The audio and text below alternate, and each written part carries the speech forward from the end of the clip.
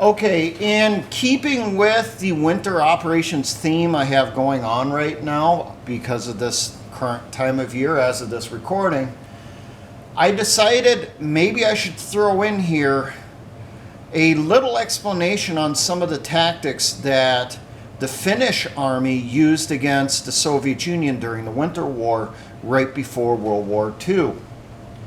So I'm going to give you a little bit of an idea on how they employed Motti tactics, or wood chopping tactics, where they would take the enemy column, enemy element, divide it into smaller pieces, and then wipe each of those pieces out one by one. Or get them so messed up that they literally just froze to death from fear because of constantly being worried of being attacked. Now, reminder, during winter operations, you're always trying to conceal your numbers. So when you're moving, you're one behind the other.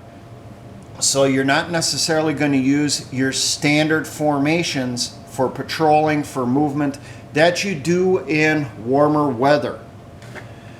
You're going to spread people out. Instead of moving in a wedge formation or diamond formation, maybe your platoon will move in 2 parallel lines or 3 parallel lines with some pretty good spacing in between each.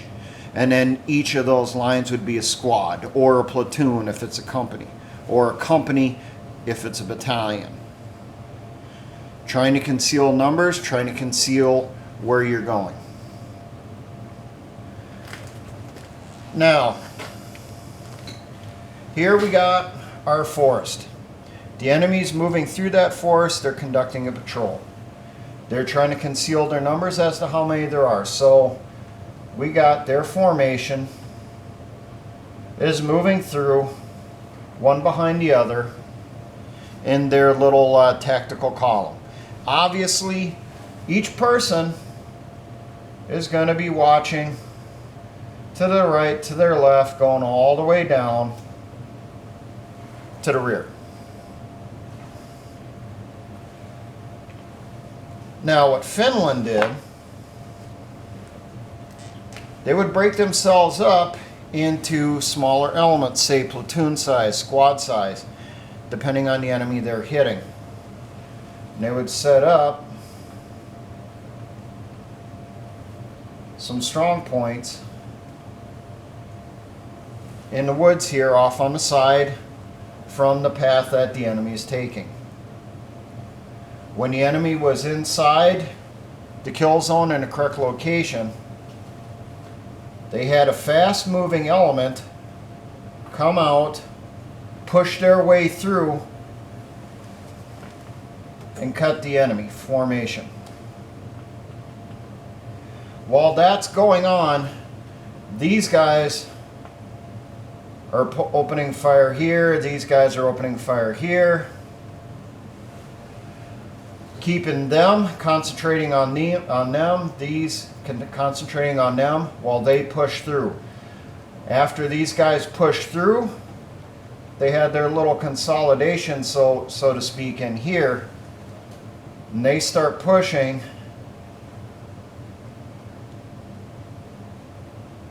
into the enemy element, creating wider gaps. Now, potentially, if you have enough people, you might have your follow-on here after your initial does the breakthrough. You'll have another squad or another platoon come through. They will filter in alongside. Depending on the terrain, you don't want to get taken out by your own people. Filtering into positions back in here, or potentially you had some hiding back here, depending on the terrain. They start firing from this side.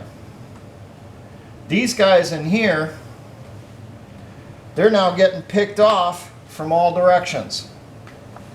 So they're trying to set up their little perimeter as best they can in here to fight every which way.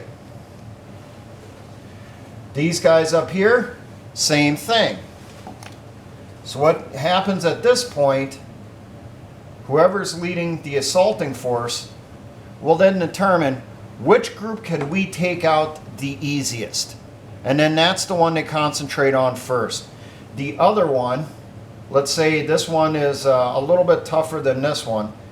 We're going to contain these guys up here while we get people positioned to take these guys out.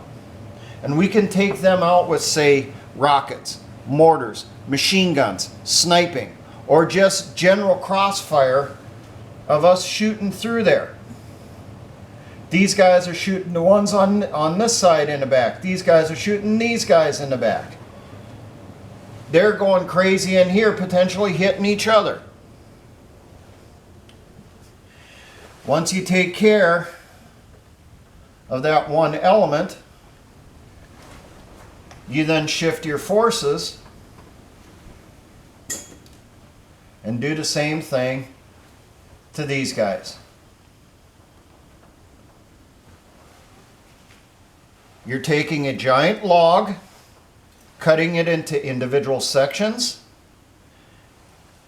and then taking care of each individual section one after another, or potentially a couple at a time. When the Finns did this, they would do it to Russian elements that were dumb enough to follow them into the woods, obviously. But the primary place they used this was on the one single road that could handle Russian trucks and Russian tanks. The Russians sent their convoy down that road, the only road that could handle wheeled traffic and tracks. They stayed off on the side with skis, set up strong points as ambushes, had ski troops set up, cut through the column. Molotovs, hand grenades, machine gun fire, accurate rifle fire, your one shot, one kill thing.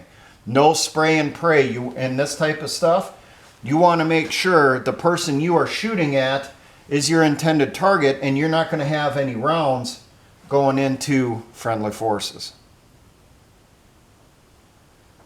You can call it divide and conquer. That's another way to describe it.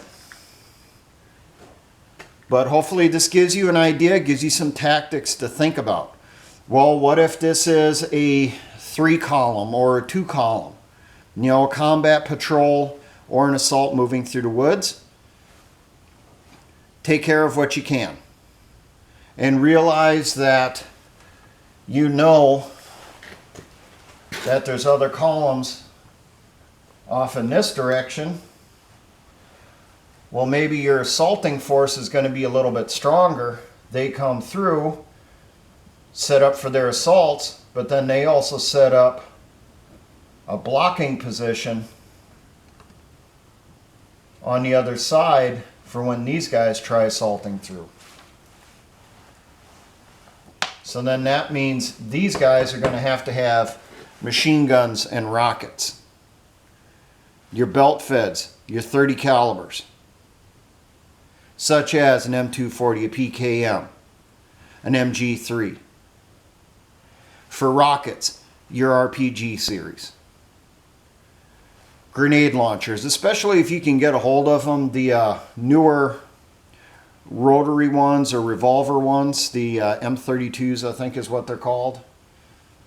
6-shot cylinder. Those guys would probably be up in here prepping a blocking force for when these guys try moving across to protect the other element or back them up. So then you'll probably have your lighter weapons moving around in here. You'll have your carbines, you'll have your squad automatic weapons like your RPKs, your M249s, MG4s, and so forth. Getting you thinking on this? Winter operations are different than they are in warmer weather. Now, one thing to keep in mind, don't worry too much about the individuals that break and run from the enemy column as soon as you hit them. Those 1s and 2s that drop their weapon and gear and they run off. In Iraq, we referred to them as squirters. They squirted through the cordon, ran out into the desert. You didn't worry about them too much because their chances of surviving on their own probably wasn't very good. And it's not going to be very good inside winter conditions either, especially if they drop their gear to run, because that probably means they're leaving behind that survival equipment that they need. They're going to leave behind the warmer gear, that food that they can heat up to feed themselves, the matches and fire starting equipment so that they can make a small fire to stay warm, the materials they need to make a shelter to keep from freezing to death. So those squirters who are running off down here as you're getting stuff set up, put a few shots their direction, but if they don't have their gear with them and they're just running and running, keep in mind that they're out there, but don't worry too much on them. They're probably going to freeze to death out here somewhere long before they get to their friendly lines. Now, for all my engineer brothers and the Patriot Militia movements, always remember, essayons.